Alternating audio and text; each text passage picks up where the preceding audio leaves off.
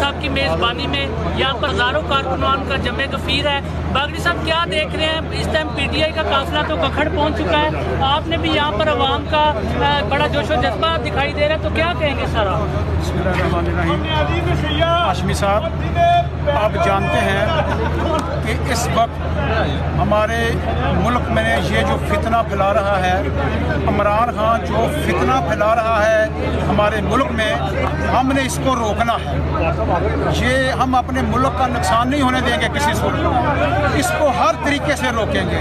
اس کو یہ جو بدماشی کر رہا ہے نا، انشاءاللہ ہم اس کو بالکل نہیں کرنے دیں گے۔ ہماری قیادت نے ہمیں جو حکم دیا انشاءاللہ ہم یہ کریں گے۔ یہ جو چاہتا ہے نا کہ ادھر خانہ جنگی ہو، یہ اس کی پلاننگ جو ہے نا یہ باہر سے آتی ہے، یہ اس کا ایجنڈا باہر کا ہے۔ اس کا دل چاہتا ہے کہ ادھر خانہ جنگی ہو، ادھر خون خرابہ ہو، انشاءاللہ ایسا نہیں ہوگا۔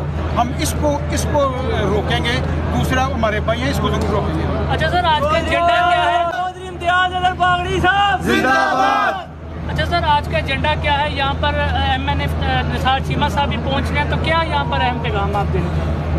ادھر ایک تو اہم پیغام ہم ان کو یہ دینا چاہتے ہیں کہ جس طرح یہ ادھر وہ دوسرے شہروں میں عمران خان صاحب بکواس کر رہے ہیں، وہ ادھر بکواس نہ کریں، آرام سے ادھر سے